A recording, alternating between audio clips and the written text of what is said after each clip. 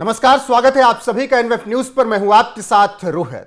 दिल्ली के मुख्यमंत्री अरविंद केजरीवाल इस्तीफा देने जा रहे हैं। इसके बाद अब लगातार सवाल उठ रहे हैं कि जिस योगी आदित्यनाथ का इस्तीफा चाह रहे थे अरविंद केजरीवाल, अब वो खुद इस्तीफा देने जा रहे हैं। और आपको याद होगा कि लोकसभा चुनाव के पहले किस तरीके से अरविंद केजरीवाल ने एक सिगूफा छोड़ा और कहा कि सीएम योगी आदित्यनाथ का इस्तीफा हो जाएगा अगर बीजेपी सत्ता में फिर से आ गई तब। हालांकि ऐसा कुछ नहीं हुआ, बीजेपी को बहुमत नहीं मिला, लेकिन सरकार बन गई टीडीपी और जेडीयू के साथ। योगी आदित्यनाथ के साथ तनातनी की खबरें लगातार आई, लेकिन इस्तीफे वाली बात दूर दूर तक नहीं दिखी। लेकिन वही केजरीवाल अब मुसीबत में फंस गए हैं। जो केजरीवाल योगी का इस्तीफा करवा रहे थे, अब उन्हें खुद अपनी कुर्सी छोड़नी पड़ रही है। और केजरीवाल ने अपने मुंह से खुद ऐलान किया है कि वो दिल्ली के मुख्यमंत्री पद से इस्तीफा देने जा रहे हैं। इसके बाद चर्चा है कि कौन होगा अगला मुख्यमंत्री, लेकिन सबसे पहले आपको सुनाएंगे केजरीवाल का वो बयान जिसमें वो योगी आदित्यनाथ को लेकर कह रहे हैं कि अगर बीजेपी सत्ता में आई तो योगी आदित्यनाथ को हटा देगी, उनकी कुर्सी छीन लेगी।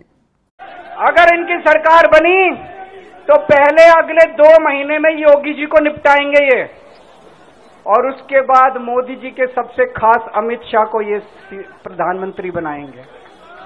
तो मैं लोगों को, देश के लोगों को आगाह करना चाहता हूं, मोदी जी अपने लिए वोट नहीं मांग रहे। मोदी जी अमित शाह को प्रधानमंत्री बनाने के लिए वोट मांग रहे हैं।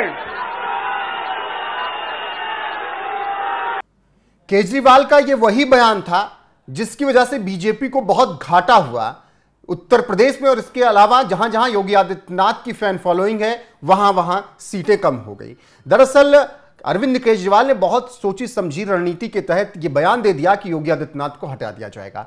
ऐसे में योगी आदित्यनाथ के चाहने वालों को लगा कि अगर योगी आदित्यनाथ को कुर्सी से हटाया जाएगा तो हम फिर क्यों वोट दें, और उन्हें यह भी लग रहा है कि अगर पूरे बहुमत के साथ बीजेपी आ गई तब तो निश्चित तौर पर योगी आदित्यनाथ को हटा दिया जाएगा।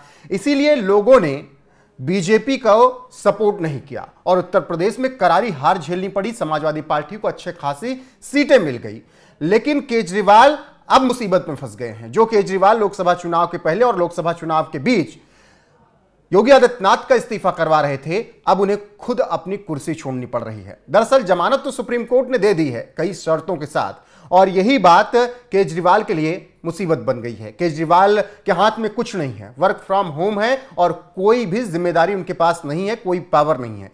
वो सीएम हाउस नहीं जा सकते, वो किसी साइन नहीं कर सकते किसी भी पेपर पर, किसी फाइल पर।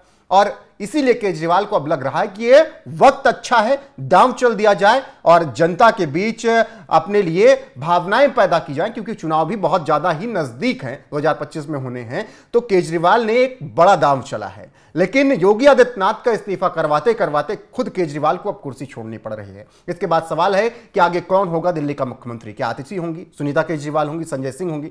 मनीष सिसोदिया को तो डायरेक्ट केजरीवाल ने कह दिया कि वो मुख्यमंत्री नहीं होंगे, या फिर राघव चड्ढा होंगे, भारद्वाज होंगे, तमाम नाम चल रहे हैं। केजरीवाल का कहना है कि नवंबर में चुनाव भी करवा लीजिए, या फिर एलजी ही आगे संभालते हुए नजर आएंगे दिल्ली को। यह सब देखना दिलचस्प रहेगा। लेकिन फिलहाल की खबर यही है कि योगी आदित्यनाथ से इस्तीफा लेने चले केजरीवाल को अब खुद अपनी कुर्सी छोड़नी पड़ रही है। उन्होंने अपने बयान में क्या कुछ कहा है आपको सुनाते हैं, और इस खबर पर आपकी राय क्या है कमेंट में जरूर बताइएगा। वीडियो को शेयर कीजिएगा, लाइक कीजिएगा, चैनल को सब्सक्राइब कीजिएगा और बने रहिएगा हमारे साथ। नमस्कार।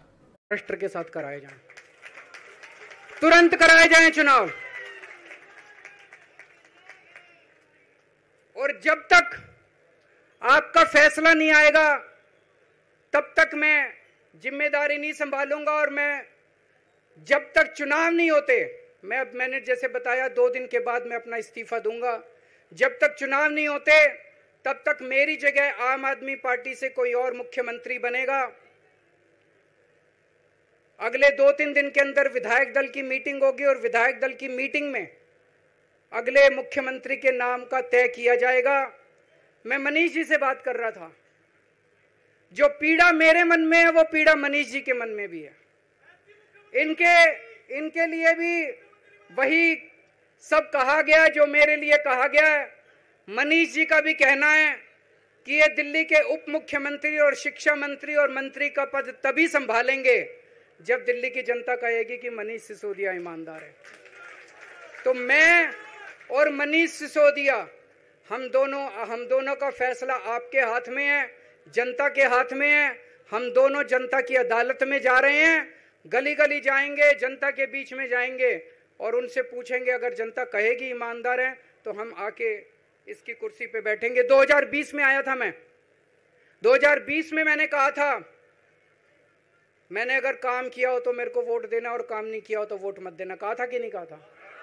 आज मैं आपके बीच में आया हूं, मैं कह रहा हूं अगर मैं ईमानदार हूं तो वोट देना, अगर मैं बेईमान हूं तो वोट मत देना, बिल्कुल मत देना। भारत माता की, भारत माता की।